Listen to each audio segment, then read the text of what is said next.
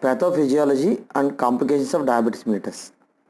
It is important to know about the pathophysiology and complications of diabetes mellitus because to prevent early mortality and to decrease the morbidity. Let us go in details of pathophysiology and of diabetes mellitus and its complications. Role of insulin in complications. Insulin is necessary for normal progression of glycolysis. There are insulin dependent organs for glucose entry and non-insulin dependent organs for glucose entry. Pathology and complications occur mainly in non-insulin dependent organs. Non-insulin dependent organs are lens, cornea, kidney, nervous system, liver, RBC and muscle during exercise. Pathophysiology of diabetes mellitus.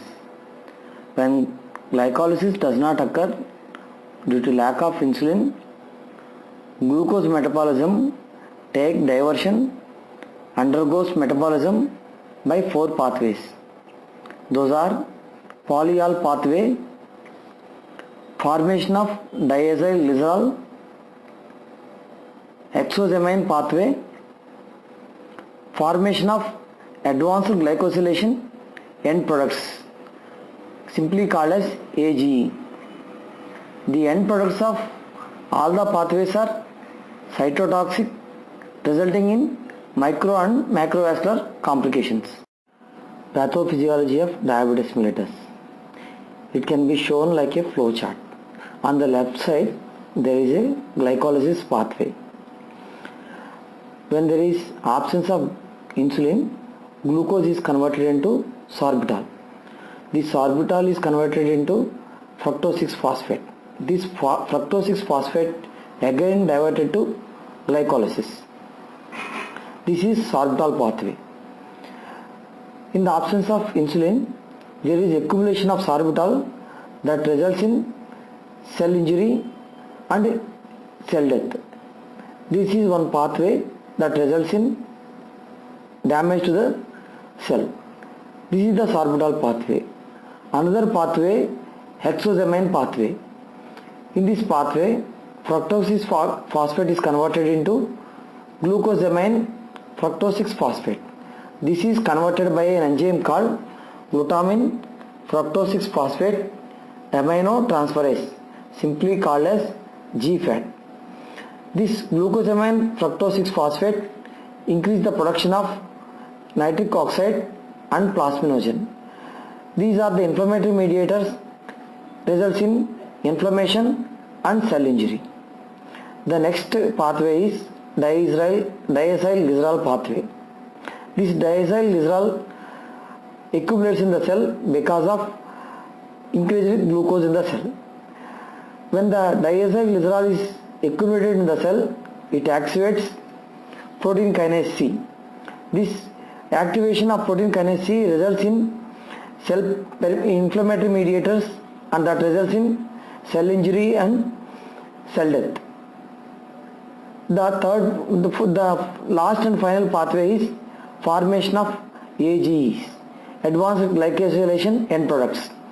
These are found by non-enzymatic glycosylation. Diabetic complications. Classification of diabetic complications. Vascular, non-vascular complications. Vascular can be divided into microvascular, retinopathy, neuropathy, nephropathy. Macrovascular, coronary heart disease, peripheral vascular disease, cerebrovascular disease. Non-vascular complications. Those are gastroparesis, skin changes, hearing loss, infections, impaired cognition. Diabetic nephropathy. Diabetes leads to chronic kidney disease, ESRD, end-stage renal disease. Pathophysiology, there is increase in glomerular pressure and there is increase in thickness of the basement membrane and increased permeability of the basement membrane and there is proliferation of the mesangium.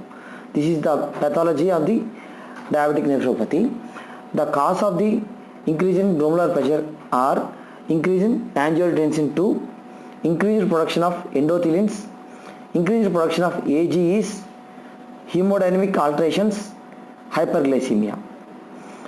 Histology of diabetic nephropathy are Camurson-Wilson disease and diffuse sclerosis. Diabetic nephropathy. Diabetic nephropathy can be divided into 3 stages. Stage 1, normoalbuminuria less than 30 mg per deciliter. Stage 2, microalbuminuria, it is 30 to 299 mg per deciliter. Stage 3, macroalbuminuria, when urinary albumin loss greater than 300 mg per deciliter. Screening at 5 years for type 1 diabetes mellitus and screening for type 2 diabetes mellitus should be done immediately. Thereafter, screening should be done in type 1 and type 2 diabetes mellitus every year. Simple urine test gives progression of diabetic nephropathy. That is, urine albumin to creatinine ratio. It should be less than 30 mg per deciliter. 30 to 300 mg is moderately increased. Greater than 300 mg indicates severely damaged kidney. Diabetic nephropathy. Diabetic nephropathy always associated with retinopathy. If there is no retinopathy, think about other causes. Treatment of diabetic nephropathy are AC inhibitors, ARBs, calcium channel blockers, diuretics. AC inhibitors is nothing but angiotensin converting enzyme inhibitors. ARBs are angiotensin receptor blockers.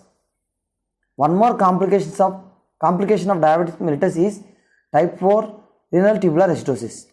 In this condition, AC inhibitors, ARBs, spironolactone are contraindicated because there is decreased synthesis of renin.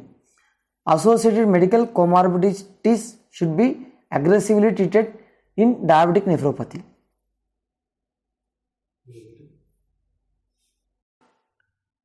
Neuropathy and diabetes mellitus. Diabetic neuropathy can be divided into polyneuropathy, mononeuropathy, autonomic neuropathy.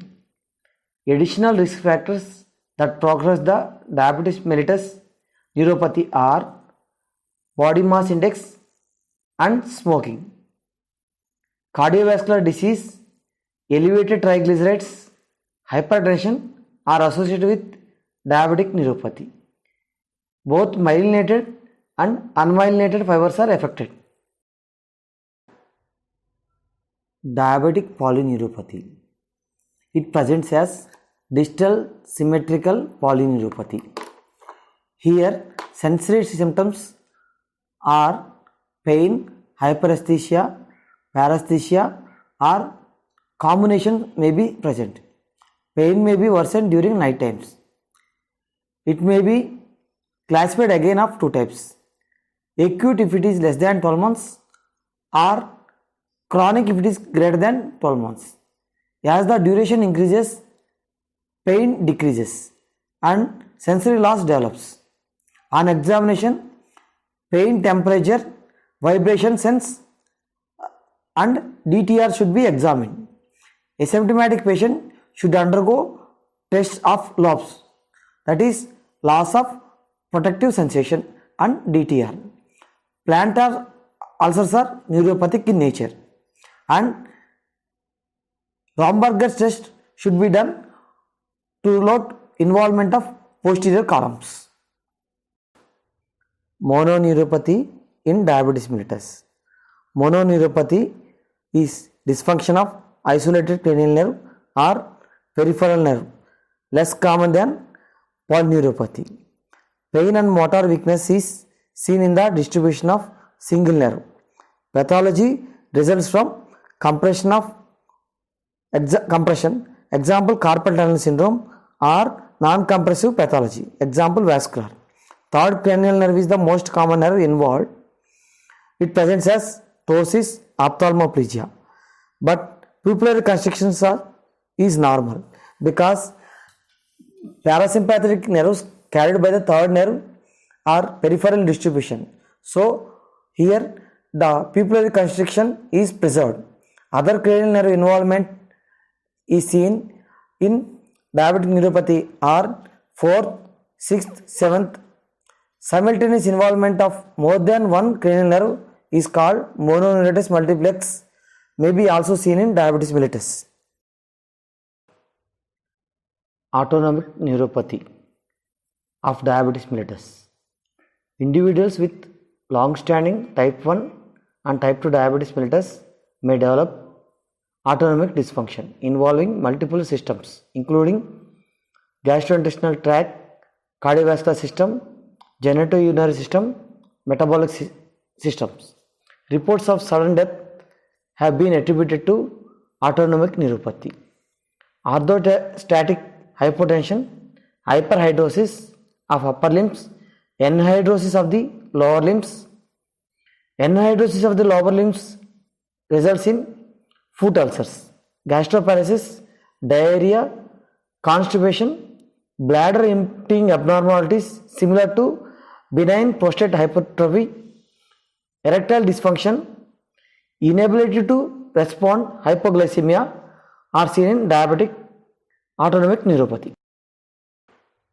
Treatment of diabetic neuropathy: control of sugars, avoidance of smoking, treatment of dyslipidemia and obesity, treatment of hypovitaminosis if there is any vitamin deficiency. Acute pain management is with opioids and NSAIDs. Chronic pain management is with duloxetine, amitriptyline, gabapentin, valproate. Fludrocortisone, a aldosterone analog, is useful for treatment of orthostatic hypotension. Clonidine is alpha agonist centrally acting drug useful for tachycardia. Diuretics are contraindicated in diabetic neuropathy. Diabetic retinopathy. Diabetic retinopathy is of two types.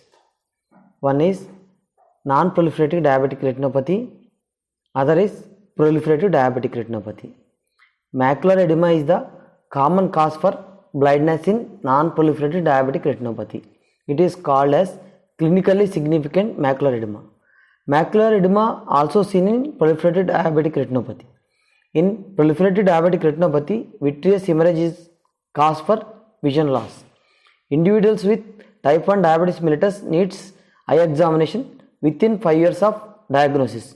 Type 2 diabetes mellitus patients needs immediate eye examination. Women with pregnancy or completing pregnancy should examine her eyes. If eye examination is normal, repeat eye examination every 2 years. Treatment of diabetic retinopathy is pan-retinal photocoagulation and intravitreal steroid injections. Cardiovascular morbidity in diabetes mellitus. Framingham heart study revealed marked increase in coronary artery disease, that is MI, and congestive heart failure, 1 to 5-fold increase in diabetes mellitus, and there is 3-fold increase of CVA in diabetes mellitus. Overall increase in coronary artery disease, only diabetes mellitus for men is 2-fold increase and for women is 4-fold increase. Additional risk factors are dyslipidemia, obesity, hypertension, reduced physical activity, micro and macroalbuminuria, raised creatinine. All diabetic patients should undergo cardiac stress tests when symptoms suggestive of chest pain and any evidence of atherosclerotic disease, example peripheral vascular disease or carotid artery disease. Cardiovascular morbidity in diabetes mellitus and treatment. Revascularization with PTCA or CABG. Strict glycemic control, treatment of risk factors, example control of hypertension and dyslipidemia. Aspirin to be added when greater than 10% increase of 10 years cardiovascular risk or family history of heart disease or macroalbuminuria. Risk assessment tool for estimating a patient's 10 years risk of developing cardiovascular disease. The parameters given below are age in years, gender, female, male, smoker, yes or no, systolic blood pressure, total cholesterol in millimoles per liter, HDL cholesterol millimoles per liter, diabetes, yes or no, is the patient being treated for high blood pressure, yes or no. These parameters give 10 years risk of developing cardiovascular disease in percentage. Dyslipidemia in diabetes mellitus. According to American Diabetic Association, target lipid of age greater than 40 years without CVD is LDL should be less than 100 mg per deciliter, HDL should be greater than 40 mg per deciliter in men and 50 mg per deciliter in women, and triglycerides should be less than 150 mg per deciliter. If diabetes and coronary artery disease are present simultaneously in a patient, LDL should be less than 70 mg per deciliter. Combination of HMG-CoA reductase inhibitors and fenofibrate can cause myositis. So addition of fenofibrate to other anti-lipid agents is of no much use. Lower limb complications. Neuropathy. Sensory neuropathy cause plantar ulcers, poor wound healing.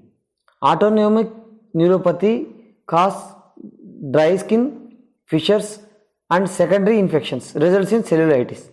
Peripheral artery disease cause gangrene. Neuropathy, peripheral artery disease, hyperglycemia are the causes for cellulitis of the lower limb. Hamartose, clatose, charcot joints are deformities seen in lower limb complications. Treatment, production of toes, treatment of neuropathy and control of sugars. Gangrene requires debridement, antibiotics and revascularization. Ankle brachial index. It is a simple measurement gives about the information of peripheral artery disease. The values given are 0.91 to 1.30 is normal, 0.70 to 0.90 is mild, 0.40 to 0.69 is moderate, less than 0.40 is severe. This ankle brachial index gives information about peripheral artery disease. Infections in diabetes mellitus. Hyperglycemia results in decrease in cell-mediated immunity, decrease in phagocytosis. Common infections in diabetes mellitus are Candida, rhinocerebral mucormycosis, emphysematous infections of gallbladder, urinary tract infections, especially emphysematous pyelonephritis and cystitis. Invasive otitis externa, especially caused by Pseudomonas aeruginosa, results in osteomyelitis of skull and meningitis. Other infections are furunculosis, TB and gram-negative infections. Skin manifestations in diabetes mellitus. Xerosis, pruritus, relieved by moisturizers. Dermopathy, hypopigmentous macules, papules. Vitiligo can be seen sometimes in type 1 diabetes mellitus. Acanthosis nigricans can also be seen in diabetes mellitus.